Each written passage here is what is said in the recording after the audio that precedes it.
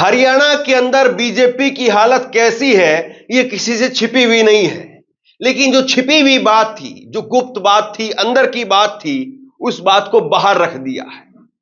गोपाल कांडा ने बीजेपी का कांड कर दिया। और गोपाल कांडा का गठबंधन जिसके साथ में है, इनेलो और बीएसपी, वो दोनों भी बीजेपी की बी टीम बना दी। गोपाल कांडा यहां पर सीधे तौर पर कह गए कि भैया हम तो बीजेपी की ही सरकार बनाएंगे। जब सवाल पूछा गया एक प्राइवेट चैनल के इंटरव्यू के अंदर कि हरियाणा में कांग्रेस की सरकार बनती हुई नजर आ रही है, ऐसे में अगर कहीं पर कुछ दिक्कत होती है सरकार को लेकर के तो आप किस तरफ जाएंगे, गोपाल कांडा ने कह दिया कि हम तो बीजेपी की तरफ ही जाएंगे।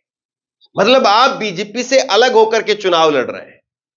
मजेदार बात यह है, आज जो है वो इतवार का दिन है। इतवार को जो है वो पहले एक नाटक आता था शक्तिमान, और शक्तिमान में क्या था, गंगाधरी शक्तिमान था। यानी ये इनेलो, बीएसपी, गोपाल कांडा यही बीजेपी है और बीजेपी ही इनेलो और बीएसपी है। क्या कहूं मैं अब। आप ये बताइए कि गोपाल कांडा जिसने ये बात कही है कि हम बीजेपी के साथ ही जाएंगे, ये गोपाल कांडा की सीट है सिरसा, और सिरसा की सीट पर बीजेपी ने आखिरी तक अपना उम्मीदवार नहीं उतारा। मैं पूरी कहानी, पूरी क्रोनोलॉजी आपके सामने खोल करके रखूंगा।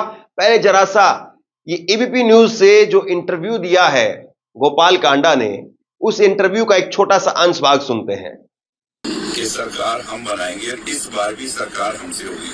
हमारा एनएलई, बीएसपी, अलोका जो हमारा समझौता है उसमें जो सीटें आएंगी उससे सरकार हम बनाएंगे और सरकार बनेगी। ये बड़ी बात आप कह रहे हैं कि अगर जीत जाते हैं तो समर्थन आप बीजेपी को ही करेंगे, कोई टूट नहीं, कोई रिश्ता खराब नहीं। नहीं, बिल्कुल नहीं, हम बिल्कुल बीजेपी को ही समर्थन करेंगे और बीजेपी की ही हैट्रिक लगेगी, इस बात में कोई दो राय है नहीं। तो गोपाल कांडा साहब ने यहां पर अंदर की बात बाहर रख दी, और अंदर की बात, पर्दे की बात पर्दे में रहे ज्यादा सही रहता है। लेकिन ऐसा लगता है कि जिसके साथ में वो बैठे हुए हैं, इनेलो और बीएसपी, इनको तो वो लेकर के डूब जाएंगे ही, साथ ही साथ बीजेपी को लेकर के, बीजेपी को भी लेकर के डूबेंगे। मैं ऐसा क्यों कह रहा हूं, हरियाणा में देखिए लोग एक बार इसी प्रकार से काट की हांडी चढ़ा चुके हैं।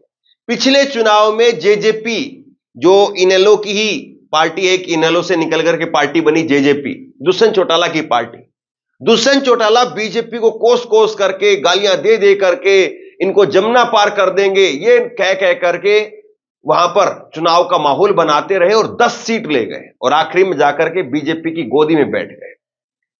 और अब इनेलो वो कह रही है कि जेजेपी तो वो बीजेपी का ही पार्ट है, उसको वोट मत देना, हमें वोट देना, और इसमें बीएसपी को भी साथ कर लिया। हरियाणा के अंदर जाट वोटर हैं वो करीब करीब 22% है, दलित करीब करीब 20% है, यानी 42% वोटर। और ये 42% वोटर कांग्रेस के साथ जाता, लेकिन इस 42% वोटर कांग्रेस के साथ ना जाए, उसमें कुछ सेंधमारी हो जाए, 22% जो जाट हैं, 22% जाटों में से अगर 5-7%, 2-4% भी अगर जाट तोड़ लिए जाएं, और दलितों के अंदर अगर 20% में से 8-10%, 5-7% तोड़ लिए जाएं, तो 10-12% का अंतर हो सकता है। यानी 42% जो एक तरफा उधर जा रहा था वो फिर घट करके 30-25 तक आ सकता है। और इसीलिए बीएसपी और इनेलो का गठबंधन हो जाता है। और बीएसपी और इनेलो के गठबंधन के बाद कहा गया कि कुछ सेंधमारी होगी, लेकिन अब जब यह बयान निकल करके सामने आया है कि ये बीजेपी की तरफ ही गोपाल कांडा को जाना है, तो फिर अपने आप में जो है वो बीएसपी और इनेलो, उनका खेल खत्म हो जाता है। उनको सफाई देनी चाहिए कि गोपाल कांडा के इस बयान से वो कितने सहमत है। गोपाल कांडा ने पूरा एकदम ऐसा नहीं कि कोई उनकी जुबान जो है वो फिसल गई तब उन्होंने इस बात को कह दिया, सिलसिलेवार तरीके से कहा है, आगे एक एक करके आपको बताने वाला हूं। लेकिन इस गोपाल कांडा ने यह बात क्यों कही, आपके जहन में सवाल भी तो आ रहा होगा कि जिस गठबंधन के खिलाफ वो लड़ रहे हैं फिर भी उसी के साथ क्यों जा रहे हैं। खबर आपकी स्क्रीन पर है। 2023 में, पिछले साल, गोपाल कांडा एक ऐसे आरोप से मुक्त होता है, एक ऐसे केस से बरी होता है जिसमें एक एयर होस्टेस ने उनके ऊपर बड़े गंभीर आरोप लगाए थे और उस एयर होस्टेस के केस में गोपाल कांडा अदालती मुकदमे में फंसे हुए थे। लेकिन एयर होस्टेस गीतिका शर्मा का सुसाइड केस, उसके अंदर गोपाल कांडा को बरी कर दिया गया। 2012 का केस था, चलता रहा, करीब 11-12 साल तक केस चला और 2023 में पिछले साल बरी कर दिया। और इसका आप गठजोड़ देखिए, ये लिस्ट आप देखिए जो बीजेपी ने बिल्कुल आखिरी तक बचा करके रखी। इस लिस्ट में 3 नाम थे। बीजेपी ने सारी सीटों पर घोषणा कर दी थी, लेकिन इन 3 सीटों के ऊपर, जिसमें सिरसा की सीट है, महेंद्रगढ़ की सीट है और फरीदाबाद एनआईटी की सीट है, इन 3 सीटों के ऊपर बीजेपी ने उम्मीदवार नहीं उतारे। और ये एक सिरसा की सीट जो है वो गोपाल कांडा की सीट। अब गोपाल कांडा ने क्या कहा है मैं आपको दिखाता हूं। गोपाल कांडा जो है वो कह रहे हैं, उन्होंने दावा किया है कि हरियाणा में एक बार फिर से बीजेपी की सरकार बनेगी, जो भी सीटें आएंगी उसे हम बीजेपी को ही समर्थन करेंगे। उन्होंने कहा कि मेरे पिता जनसंघ में रहे हैं, इसलिए मैं बीजेपी से अलग नहीं हुआ हूं। वहीं सिरसा विधानसभा सीट को लेकर के गोपाल कांडा ने कहा कि अगर बीजेपी ने कहा होता तो मैं अपनी सीट छोड़ देता। बीजेपी को पता है इस सीट पर जीतने वाला कैंडिडेट कौन है। मतलब बीजेपी ने पूरा सोच समझ करके आखिरी तक यह गणित लगाया, और गणित क्या था मैं आपको बता देता हूं। दरअसल यह कहा जा रहा है कि बीजेपी ने इस बार वहां पर उम्मीदवार नहीं उतारे जहां पर उनका खुद का बहुत भारी विरोध होना था, इसलिए वहां पर अपने सिंबल पर डम्मी कैंडिडेट खड़े कर दिए और जो जीतने वाले कैंडिडेट थे उनको अपनी पार्टी में ना लेकर के निर्दलीय के तौर पर छोड़ दिया गया। उदाहरण के तौर पर सिरसा के अंदर, हिसार के अंदर नवीन जिंदल की मां सावित्री जिंदल देश की 4थी सबसे अमीर महिला है। अब बताइए, अगर बात की जाए धनबल की या और दूसरे तरीके से, तो सावित्री जिंदल से आगे कौन हो सकता था। लेकिन सावित्री जिंदल को टिकट नहीं दिया, सावित्री जिंदल को निर्दलीय छोड़ दिया और बीजेपी ने गुप्ता जी को अपनी सीट दे दी। अब इसी से आप समझ जाइए। आगे जो है वो कह रहे हैं गोपाल कांडा की बीजेपी को मेरा अनकंडीशनल सपोर्ट है। हरियाणा लोकहित पार्टी के प्रमुख ने कहा कि मेरी पार्टी आज भी एनडीए में है, किसी ने निकाला नहीं है। बीजेपी ने टिकट बंटवारे में हमारी राय कई सीटों पर मानी है। मैंने पहले दिन से कहा है कि बीजेपी को मेरा अनकंडीशनल सपोर्ट है। मैं काम के नाम पर जनता के बीच में जाऊंगा। वहीं सरकार में मंत्री पद को लेकर के उन्होंने कहा कि मैंने मंत्री पद कभी नहीं मांगा, आपको जो काम कराना है ऐसे भी करा लेते, तो मंत्री पद की इच्छा नहीं रही। वहीं चौटाला परिवार पर गोपाल कांडा ने कहा कि अभय सिंह भी मेहनत कर रहे हैं, इन लोग पार्टी अच्छा प्रदर्शन करे। मतलब साहब कह रहे हैं कि कोई मंत्री पद की जरूरत नहीं है, काम करवाने की बात होती है तो काम तो आप ऐसे भी करवा सकते हैं। यानी खुल्लम खुल्ला सारी बातें कह रहे हैं यहां पर। अब बताइए, अब भी कोई बात रह गई जो अंदर की बात है। और बीजेपी जो है वो किसको कोसती है, कभी उमर अब्दुल्ला, फारूक अब्दुल्ला को, कभी कैसे कभी कैसे कभी कैसे। लेकिन सच्चाई क्या है, अब इसको लेकर के कांग्रेस की तरफ से बड़ी गजब प्रतिक्रिया आई है। सबसे पहले तो मैं आपको दिखाता हूं दीपेंद्र हुड्डा ने क्या कहा है।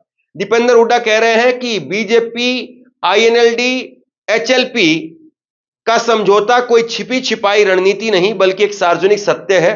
इसका खुलासा खुद इनेलो हलोपा के नेता कर रहे हैं। अभय कांडा ही भाजपा है, यही इनका सत्य है। इसलिए हरियाणा की जनता ऐसे वोट काटू दलों से सावधान रहे। इनको दिया गया एक एक वोट बीजेपी के खाते में जाएगा, ये दीपेंद्र हुड्डा ने कहा।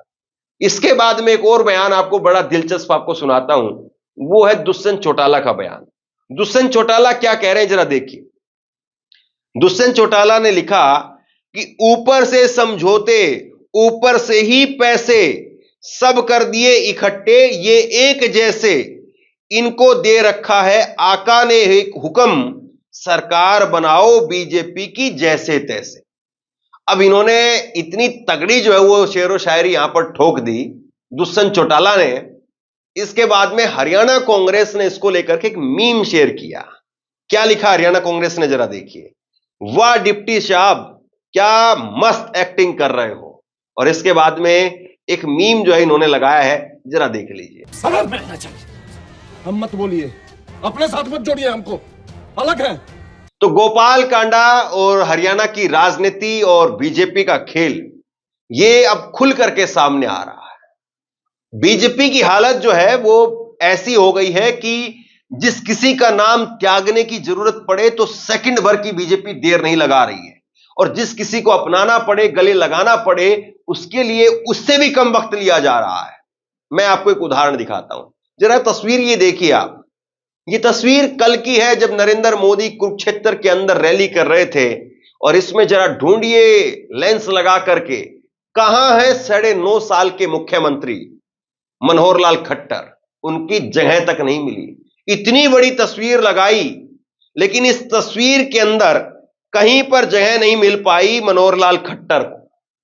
इसका मतलब आप समझते हैं, 9.5 साल जो व्यक्ति बीजेपी का सीएम रहा, उस व्यक्ति को आज उसके जीते जी हरियाणा में पहली ही रैली के अंदर मोदी के पोस्टर से बाहर कर दिया गया।